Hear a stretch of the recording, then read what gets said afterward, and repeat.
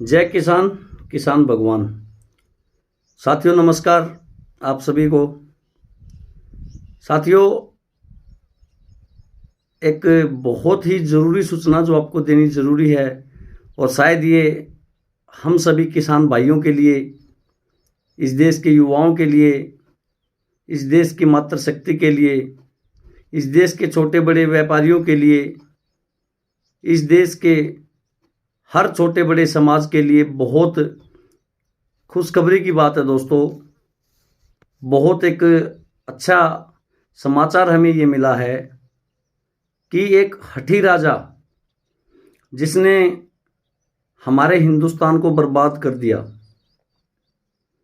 जिसने हमारे बच्चों के भविष्य को खराब करके रख दिया, स्कूल जिसने बंद रखे, रैलियां जिसने अपनी चालू रखी, मंदिर जिसने बंद रखे, ठेके जिसने शराब के खुले रखे, और कोरोना के नाम पे इतना परेशान इस पब्लिक को किया जिसने कि उनकी जेब का जितना पैसा था वो सारा का सारा निकाल लिया। उस हठी राजा यानी हमारे प्रधानमंत्री नरेंद्र मोदी, जिनकी पॉपुलैरिटी 66% थी, वो 66% से घट के 24% हो गई है दोस्तों। बहुत खुशी हुई ये खबर सुन के कि चलो कहीं ना कहीं पब्लिक ने इसको नकारना शुरू कर दिया, और ये हुआ है इसके अपने कर्मों के कारण, इसके खुद के कर्म है, ये किसी दूसरे की गलती नहीं है। कितने झूठ बोले इन्होंने, कितने झूठ बोले। प्रधानमंत्री बनने से पहले और बाद में हजारों झूठ इस आदमी ने बोले हैं। इसने कहा 15 लाख रुपए मैं आप सबके खाते में डालूंगा। अरे भाई 15 लाख तो छोड़, तूने हिंदुस्तान के हर आदमी को 1 लाख रुपए का कर्जदार बना दिया। 1 लाख रुपए कर्जा है आज हिंदुस्तान के हर आदमी के ऊपर। इतना कर्जा आज हिंदुस्तान के ऊपर है वर्ल्ड बैंक का। यही था आपका विकास। विकास के नाम पे आपने वोट लिया था, तो आपने विकास क्या किया? आप कहते हो 70 सालों में इस देश में कुछ नहीं हुआ। तो आपकी जानकारी के लिए बता दूं, 70 सालों में जो हुआ उसी को बेच के आपने 7 साल सरकार चलाई है प्रधानमंत्री जी। आप कहते हो इस देश में भ्रष्टाचारी और बेरोजगारी बहुत ज्यादा है। आपने 7 साल में कितनी भ्रष्टाचारी इस देश में बढ़ा दी। बेरोजगारी का तो आप रिकॉर्ड ही तोड़ दिया आपने।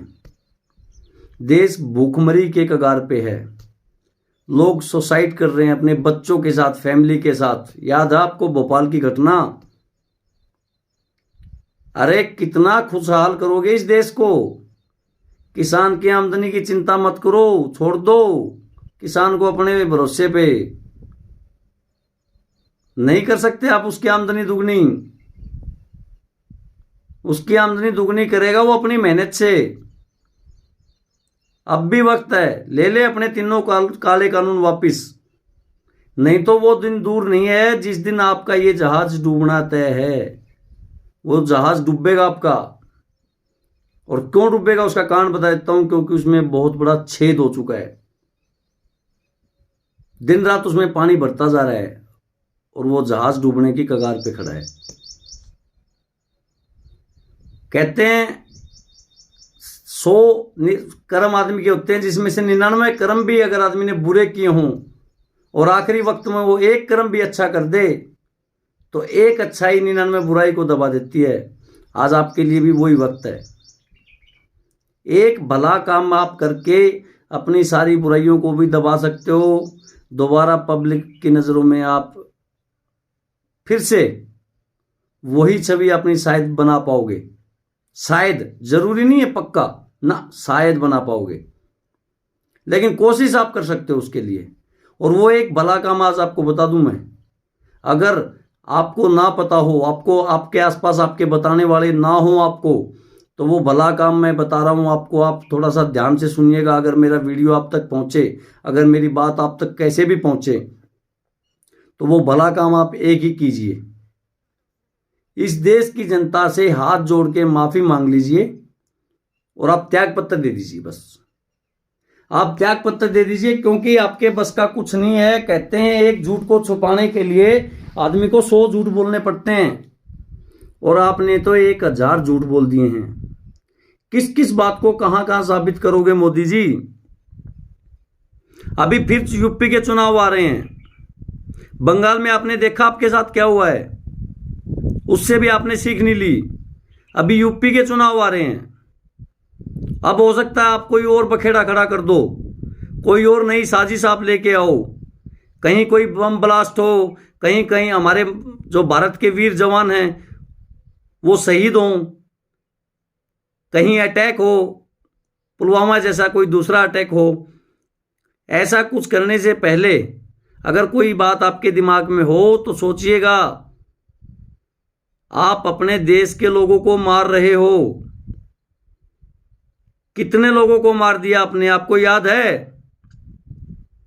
750 से ऊपर किसान हमारे आंदोलन में शहीद हुए हैं। इससे ज्यादा उनके घरवाले, उनके बच्चे, उनके बूढ़े माँ बाप जो आघात से मरे हैं, जो सुसाइड करके मरे हैं। और हर रोज कम से कम 106 किसान आत्महत्या कर रहे हैं हिंदुस्तान में। हर रोज कम से कम 26 से 27 वेल एजुकेटेड, जिसको बोलते हैं प्रोफेशनल, जिनका रोजगार छीन चुका है, प्रोफेशनल जो लोग थे जिनका रोजगार छीन चुका है, वो 26 से 27 लोगों की औस्तारी डेली, जो परिवार के साथ आज सुसाइड कर रहे हैं। ये है आपकी बेरोजगारी का आलम। जो युवा पढ़ाई करते थे, जो स्ट्रगल करते थे, जो कंपटीशन करते थे पढ़ाई में, उन युवाओं को आपने इतना निकम्मा नकारा बना दिया है कि आज वो किताबें हाथ में नहीं उठाते। उनको पता है कोरोना के नाम से, देश में अकाल के नाम से, देश में किसी बड़ी मुसीबत के नाम से तुम्हारी 10वीं +2 ऐसे ही पास करवा देंगे मोदी जी। और रही बात बच्चों की, तो बच्चों का तो आपने फ्यूचर ही बर्बाद कर दिया। आपने अपनी जो रैलियां थी वो चालू रखी, आपने स्कूल बंद करवाए, आपने मंदिर बंद करवा दिए, लेकिन आपने दारू के ठेके चालू रखे। आपने अपनी जो मीटिंग थी, आपकी नेताओं की जो मीटिंग थी वो चालू रखी, लेकिन अगर किसी सही बात के लिए, किसी को न्याय दिलाने के लिए अगर 20 से 30-50 लोग इकट्ठा होते हैं तो वो आपने बंद करवा दिया। आप खुद तो शादीशुदा नहीं थे, दूसरों की शादी में भी आपने अड़ंगा डाला। आपने शादियों तक के फंक्शन बंद करवा दिए, लेकिन आपके यहां पे 2-2 लाख की भीड़ जमा हुई रैलियों में। कितने कितने लोगों की खुशियों पे डाका डाला है आपने, आपको पता है? थोड़ा बहुत अंदाजा है आपको? अरे मैं तो एक अनपढ़ किसान हूं, मुझे ज्यादा नॉलेज नहीं है, लेकिन आपके पास तो बहुत पढ़े लिखे लोग हैं। आपको कुछ नहीं बताते क्या वो, कि हिंदुस्तान की हालत क्या हो चुकी है? जो आप अब भी ये जिद किए बैठे हो कि नहीं, मुझे किसानों की आय डबल करनी है। क्यों करनी है डबल? नहीं चाहिए। मैं तुम्हारे द्वारा की गई डबल आय देख चुके हैं हम, तुम्हारे द्वारा डबल की गई आय का नतीजा 750 किसान भाई हमारे शहीद हो चुके हैं। 9-9.5 महीने से हमारे भाई बॉर्डर पे बैठे हैं। पूरी ठंड उनके ऊपर से निकल गई, पूरी गर्मी उनके ऊपर से निकल गई, पूरी बरसात उनके ऊपर से निकल गई। नहीं चाहिए हमें तुम्हारे द्वारा जो डबल आय का आप बात कर रहे हो, नहीं चाहिए हमें कोई आय तुम्हारी। हमारे हाथों में दम है, मेहनत करने का जज्बा है, कर सकते हैं मेहनत। हमारी आय डबल हम खुद करेंगे, दिन रात और ज्यादा मेहनत करेंगे, और ज्यादा फसल उगाएंगे, लेकिन भीख नहीं मांगेंगे। ना ही भीख मांग रहे हम हमारा हक मांग रहे हैं। तुम्हारे द्वारा जो जबरदस्ती जो कानून हमारे ऊपर थोपे गए हैं, हमें नहीं चाहिए वो कानून। क्यों तुम्हें हमारी बात समझ में नहीं आती? क्यों तुम कान में रुई डाले बैठे हो? बार बार रोज हर बार हमें छेड़ा जा रहा है, लाठियों से हमारे सिर फोड़े जा रहे हैं, हमारे हाथ तोड़े जा रहे हैं, हमारे लोगों की हत्याएं की जा रही हैं। कौन सी ऐसी घटना है जहां एक शब्द आपके मुंह से निकला? पिछले 9.5 महीने में क्या हिंदुस्तान के नहीं है क्या हम किसान? कहीं बाहर से आए हैं क्या हम? हमारे पास आधार कार्ड नहीं है, वोटर कार्ड नहीं है, हमारे पास राशन कार्ड नहीं है, हमारे पास डीएल नहीं है, कौन सी आईडी नहीं है हमारे पास? जमीन नहीं है क्या हमारे नाम से? और अगर हम बाहर से आए तो हम आ कैसे गए? इसका मतलब कुछ नहीं था आपके भारत के पास। अगर हम बाहर से आए हैं तो हिंदुस्तान के पास कोई पावर नहीं थी। अरे कुछ तो शर्म करो। हमें पाकिस्तानी कहते हो, हमें खालिस्तानी कहते हो, हमें चाइनीज कहते हो, अभी हमें तालिबानी कह रहे हो। आपने बहुत बड़ा नुकसान इस देश का कर दिया है जिसकी भरपाई नहीं हो सकती। आपके पास बड़े बड़े अर्थशास्त्री बैठे हैं, उनसे एक बात पूछना, आर्थिक नीति क्या बोलती है कि नुकसान की भरपाई नहीं होती है। नुकसान जो है वो नुकसान ही रहता है, उसकी भरपाई नहीं की जा सकती। कमाने को आप कितना भी कमा लो, लेकिन जो नुकसान है वो नुकसान ही रहेगा, उसकी भरपाई नहीं हो सकती कभी भी। और नुकसान फिर वो चाहे किसी भी चीज़ का हो, नुकसान नुकसान ही होता है। हमारा जो नुकसान हुआ है आंदोलन में, 750 से ऊपर हमारे लोग शहीद हुए हैं, क्या कर सकते हो उनकी भरपाई? आप ला सकते हो उनको वापिस? आप कितने घरों की बत्तियां आपने बुझाई हैं, कितने घरों के जो है आपने कमाने वाले जो लोग थे उनको खत्म करवा दिया इस आंदोलन के नाम पे है। कहीं सिर फोड़े, कहीं हाथ तोड़े, कोई सर्दी में ठिठुर के मरा, कोई गर्मी में मरा, कोई बरसात में मरा। और क्या आपके जो नेता छोटे जो छूट भैये हैं, जिनकी शक्ल तो अच्छी है ही नहीं, कम से कम बात भी वो अच्छी कर लेते तो भी ठीक था। आपकी ये नेत्री, भाजपा नेत्री सोनाली फोगाट जी क्या कह रही हैं? बलात्कार हुए हैं आंदोलन में। कौन सी जगह बलात्कार हुआ? कहाँ कोई फाइल पिटीशन दाखिल करी गई? कि कोई एफआईआर दर्ज हुई कहीं पे? साबित कर दिया किसने बलात्कार किया? किसान ने किया है बलात्कार?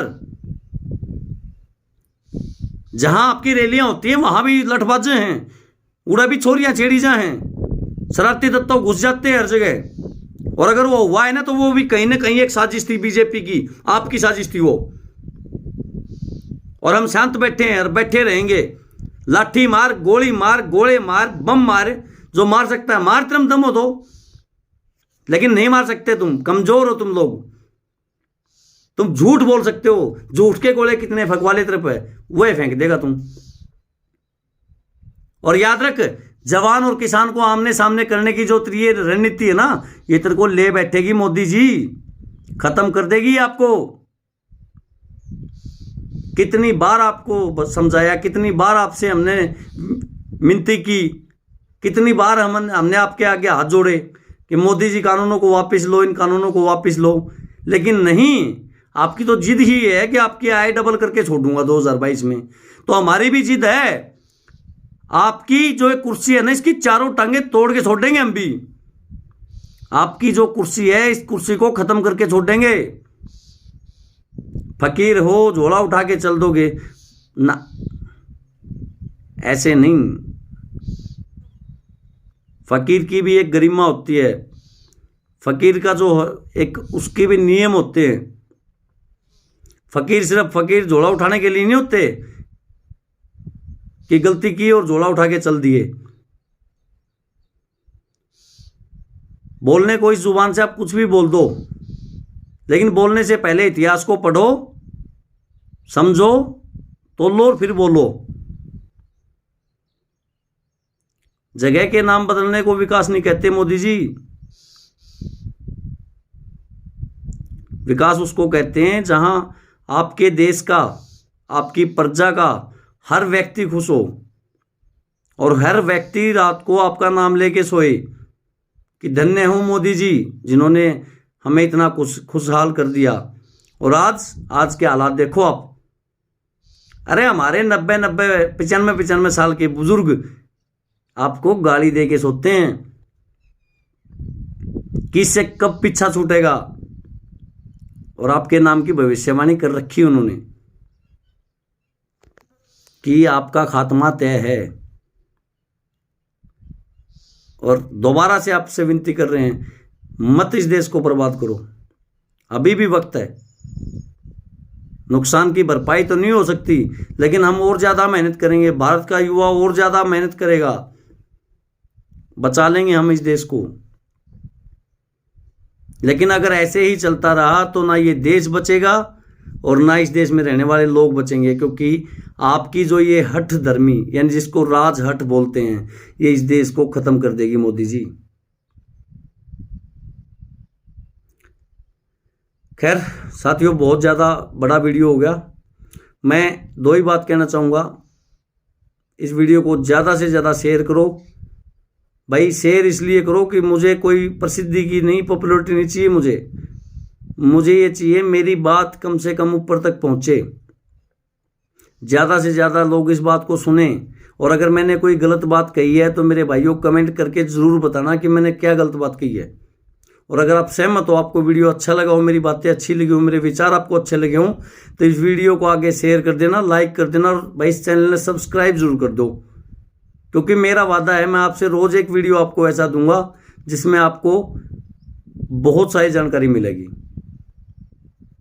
धन्यवाद साथियों, नमस्कार। जय किसान, किसान भगवान।